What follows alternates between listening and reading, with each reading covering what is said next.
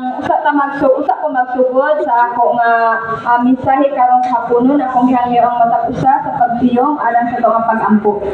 Labing balaan na Dios nga nakaskita sa trono sa mga langit samtang ako magasugod sa pagpahal sa akong mensahe na hinaut ko diya kanimo nga ikaw magauban trabaho sa tanan Lord ikaw magagiya sa matag pulong ang bugula sa akong baba karong kahapunon nga hinaut ang mga mensahe nga ilang mapasidunggan ug akong mapahat mahimo kini nga ang instrumento o aplikasyon sa kami nagapaabot sa kadang pagbalik diri sa temporaryo nga kalibutan kining tanan akong gilaumag kinasalig sa pangalan sa Dios nga mupugtong at personal nga maluluwas. Amen. Sige. Usa ko magsugod mga kaigsuonan na ako'y pangutana ninyo. So, by the way, ang ako di ay topic kay pag-atubang sa mga pagsulay sa kinabuhi or facing adversity of life. So, mga kaigsuonan na-experience na ba ninyo ang grabe nga mga kalisod sa inyong kinabuhi? Na-experience na ba? Siguro kitang tanan no, na-experience na nato ang mga kalisod sa kinabuhi. So, dili lang mga kaigsuonan, ang kalisod sa panahon. Apan ang kalisod sa atong mga kaugalingon. So, dili lang mga kaigsuonan, makita nato ang kalisod diha sa atong matag adlaw nga pagkinabuhi. Apan makita usab kini nato sa ato nga mismo nga kaugalingon diha sa atong kabalaka, atong kasubo, pagduda ug atong kahadlok. Ingon nga nawad-an na paglaom mga kaigsuonan o wa na tay mahimo. So may experience na nato usay sa itong kinabuhi. So karon mga kaigsuonan natong hisgutan ang mga kalisod sa kinabuhi. So sa ako pang giingon mga kaigsuonan, dili lang ni siya nag-talk about bagyo o hangin nga naay ulan. Kundi naa ni siya sa atong kasing-kasing o huna-huna. Ang mga kalisod sa kinabuhi mga kaigsuonan, ang pagkawala, ang pagduha o ang kahadlok. So, sama ni siya sa dagat nga nagkuan.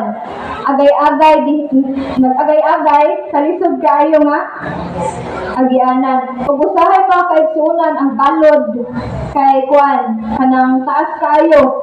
Ang hangin, kusog kaayo. Usahay mapili nato or ma-encounter nato sa tong kinabuhi. Na usahay gani kanang mura na tag bira-bira sa kanang balod or mura tag bira-bira sa mga pagsulay sa kinabuhi. So kanang ako lang ipahibaw sa matag usa mga kaigsuonan nga wala ka mag-inusara sa ato nga mga kalisod. So dili kita ang unang nakasinati sa mga kalisod sa tong kinabuhi ug dili pud kita ang katapusan nga maka-experience niani. So ang kanang scripture mga kaigsuonan or ang balang kasulatan nasayod ta nga daghan nga mga characters din ang naka-experience o mga trials or mga kalisod sa ilang nga mga tagsa nga mga kinabuhi. Pero mga kaigsuonan, ila kining na overcome tungod sa ilang nga pagtuo o pagsalig diha sa Ginoo. So ang una mga kaigsuonan, example is ang mga Israelites or ang mga Israelihanon. Samtang sila naglakaw sa kamingawan, sulod sa kapatan katuig mga kaigsuonan na naabot na sa point nga nangawala sila, gigutom, giuhaw, ug nagatubang sila sa kalisod na daw walay makatupong or dili malabwan. Apan gihatagan sila sa Dios o gigiyahan sila sa usa ka haligi sa panganod sa adlaw usa ka haligi sa kalayo sa gabi. So bisan pa sa kalisod nga na-experience that time sa mga Israelites mga kaigsuonan, ang Ginoo mga kaigsuonan wala napamatuod mga kaigsuonan nga ana-agad siya ila silang nagigi padasigan. O nagparemind pud ni kanato mga kaigsuonan nga luyo sa mga pagsulay sa itong kinabuhi or kalisod ana ang Dios kanato sa matag usa. Then next mga kaigsuonan is si Jonas. So kitang tanan mga kaigsuonan kay familiar man ta kay Jonas no? So si Jonas mga kaigsuonan bisan gilunok siya sa dako nga isda o gibutang siya sa kanang lisod nga kanang sitwasyon mga kaigsuonan, bisan na siya diha sa sulod sa tiyan sa mao nga isda, nakakita gihapon siya og panahon sa pag-ampo. So nakahinuklog or nagbasol si Jonas diha sa pagbalik sa Ginoo.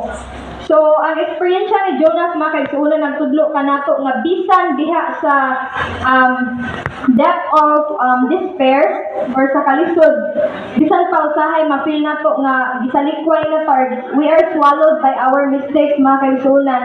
Naadyoy kanang path, naadyoy agianan pabalik diha sa ato nga Ginoo. So ang iya nga pagbasol mga kaigsuonan diha sa tiyan sa maong nga dako nga isda, nagpakita pa nato sa humility o pagbalik diha sa Ginoo diha sa ato nga mga darkest moments. Ug unya mga kaigsuonan si Pablo mga kaigsuonan, naguba ang iyang maong barko sa pagbiyahe niya padong sa Rome.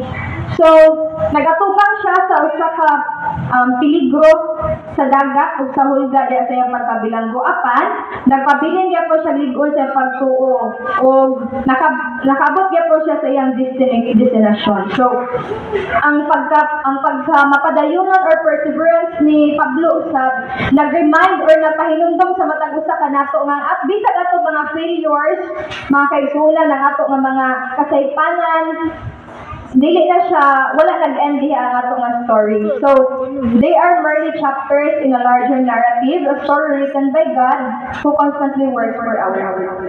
Mika.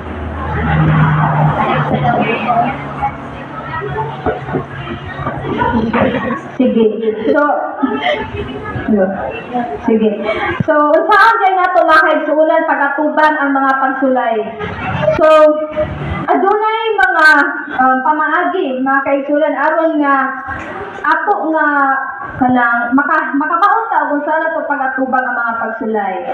So, una, pag-ampo. So, this is the most common or basic way or basic step para mga kaigsuonan nga kanang mahimo nga ma-overcome na to, ma-cope na to ang mga pagsulay sa itong kinabuhi.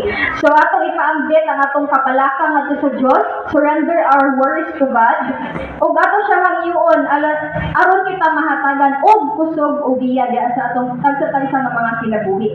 Sunod mga kaigsuonan is pagpangita og suporta. So, pinaagi sa pagpangita og suporta mga kaigsuonan diha sa atong mga amigo, sa atong mga pamilya, mahimo mga kaigsuonan nga matabangan ta nila diha sa atong mga problema o mga pagsulay sa kinabuhi.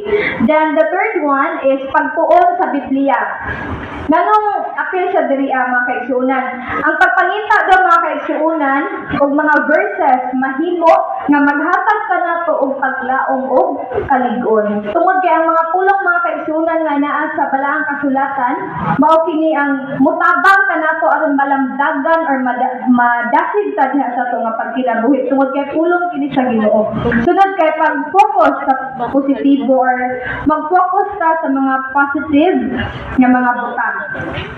Bisan unsa pa daw kalisod mga kaigsuonan, mangita ta og butang nga angay na to nga pasalamatan. So let's not focus on the negative side sa ato nga pagkinabuhi mga kaigsuonan, kay damo nga mga butang ang angay na to nga ika pasalamat or ika grateful. So last one is pag-ampo alang sa pasensya. Nganong kinahanglan iampo nato mga kaigsuonan ang atong kaugalingon alang sa pasensya. So, ang pagsulay man gud mga kaigsuonan mahimong madugay siya sa atong kinabuhi. So, nanginahanglan ang matag usa og pasensya. So, magpailog o magpadayon sa pagsalig sa Dios. So, sa giingon ni Ellen White, mga kaigsuonan, ang Dios dili maghatag kanato og mga pagsulay nga dili nato magwanta tinuod. Okay, tinuod. So, ang iyang grasya, igo na alang kanato. So, it is written on Steps to Christ, page 49. Ang iyang grasya, mga kaigsuonan, igo na alang kanato. Mauna nga kanang mapabilin ta kalig-on diha sa ato nga pagtuo o magpadayon ta sa paglakaw sa dalan sa kinabuhi nga nahibalo nga ang Dios or hinumduman nga ang Dios anaa kanunay sa atong piliran o hinaot nga adunay nakutlo nga leksyon ang matag usa bisan sa hamubo sa ako nga mensahe. Hinaot kay ang tanan mahinumduman unta nga kanang ang Ginoo mawala ka to sa